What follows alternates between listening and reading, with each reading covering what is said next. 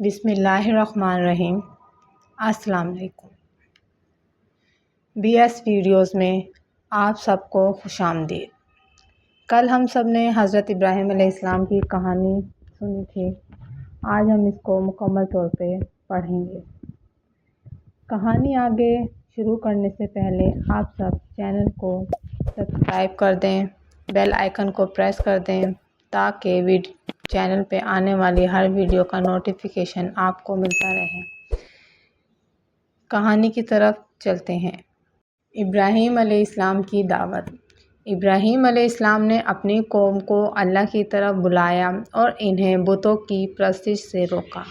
ابراہیم علیہ السلام نے اپنی قوم سے کہا کہ تم کیا عبادت کرتے ہو؟ انہوں نے کہا کہ ہم بتوں کی عبادت کرتے ہیں۔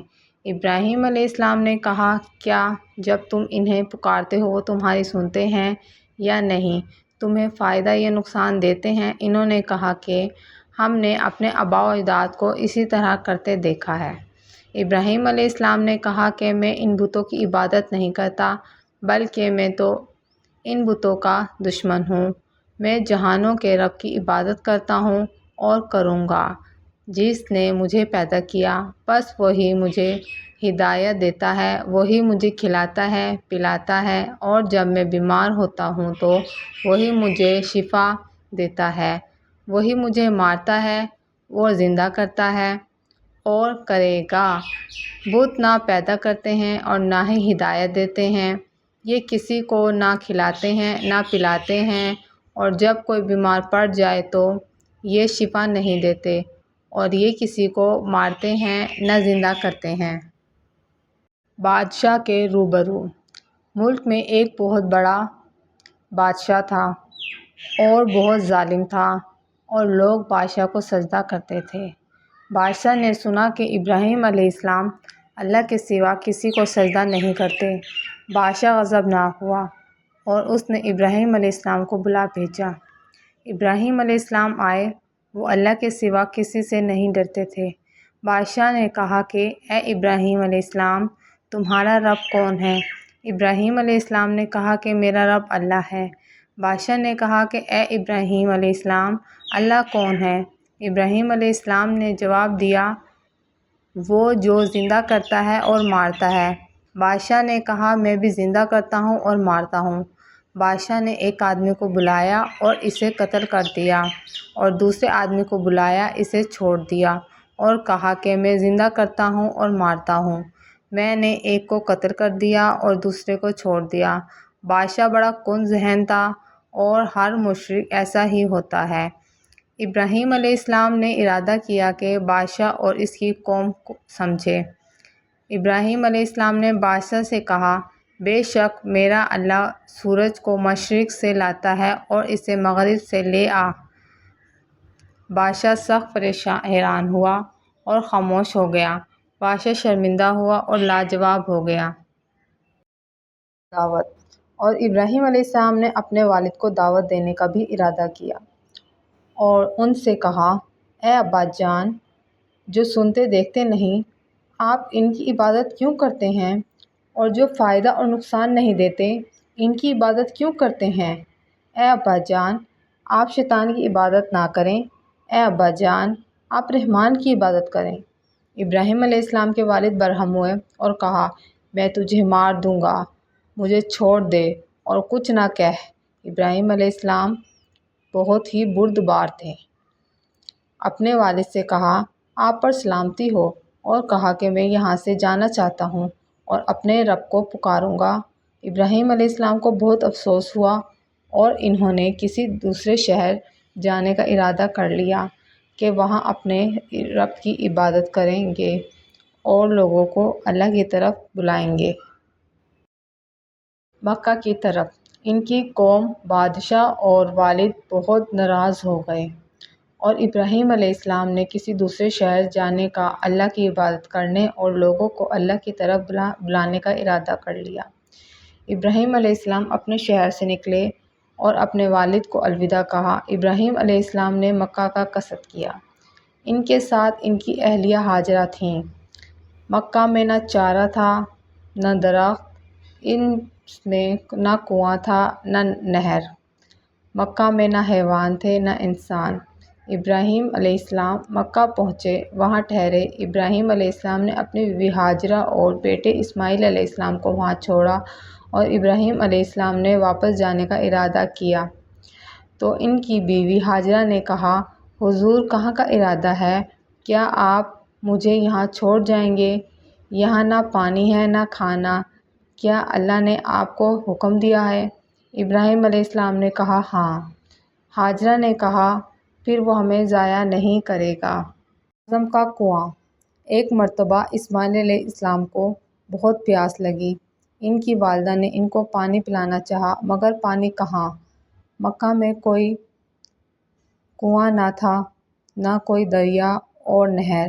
ہاجرہ پانی کی تلاش میں تھیں اور صفا پہاڑی سے مروہ تک اور مروہ سے صفا تک دوڑتی تھیں۔ اللہ نے ہاجرہ علیہ السلام اور اسماعیل علیہ السلام کی مدد کی اور ان دونوں کے لیے پانی پیدا کیا اور پانی زمین سے نکالا۔ اسماعیل علیہ السلام اور ہاجرہ علیہا نے پانی پیا۔ پانی زمزم کے کنویں کی صورت میں باقی رہا۔ اللہ نے زمزم کو بڑی برکت دی، اور یہ کنواں وہی ہے جس سے لوگ حج میں پانی پیتے، زمزم پانی لے کر اپنے ملکوں میں جاتے ہیں۔ ابراہیم علیہ السلام کا خواب۔ ابراہیم علیہ السلام ایک عرصے سے بعد مکہ واپس آئے۔ اسماعیل علیہ السلام اور ہاجرہ علیہا سے ملے۔ ابراہیم علیہ السلام اپنے بیٹے اسماعیل علیہ السلام کو دیکھ کر خوش ہوئے۔ اسماعیل علیہ السلام چھوٹے لڑکے تھے، دوڑتے کھیلتے اور والد کے ساتھ نکلتے تھے۔ ابراہیم علیہ السلام اسماعیل علیہ السلام سے بہت پیار کرتے تھے۔ ایک رات ابراہیم علیہ السلام نے خواب دیکھا کہ وہ اسماعیل علیہ السلام کو ذبح کرتے ہیں، اور ابراہیم سچے نبی تھے، ان کا خواب سچا تھا، اور ابراہیم علیہ السلام اللہ کے دوست تھے۔ انہوں نے ارادہ کیا جس چیز کا انہیں خواب اللہ نے حکم دیا ہے وہ کر گزریں۔ ابراہیم علیہ السلام نے اسماعیل علیہ السلام سے کہا، بے شک میں خواب دیکھتا ہوں کہ میں تمہیں ذبح کرتا ہوں، تو دیکھ تیری کیا رائے ہے؟ اسماعیل علیہ السلام نے کہا، اے ابا جان، آپ وہ کر گزریں جس کا آپ کو حکم دیا گیا ہے۔ اگر اللہ نے چاہا تو آپ مجھے صبر کرنے والوں میں پائیں گے۔ ابراہیم علیہ السلام نے اسماعیل علیہ السلام کو اپنے ساتھ لیا اور ایک چھری بھی لی، اور جب ابراہیم علیہ السلام مینا پہنچے، اسماعیل علیہ السلام کو ذبح کرنے کا ارادہ کیا، اور اسماعیل علیہ السلام زمین پر لیٹ گئے، اور ابراہیم علیہ السلام نے ذبح کرنے کا ارادہ کیا۔ اسماعیل علیہ السلام کے گلے پر چھری رکھ دی، لیکن اللہ نے یہ دیکھنا چاہتا تھا کہ کیا اس کا دوست وہی کرتا ہے جس کا اسے حکم دیا گیا ہے، اور کیا وہ بیٹے سے زیادہ پیار کرتا ہے یا اللہ سے۔ ابراہیم علیہ السلام امتحان میں کامیاب ہوئے۔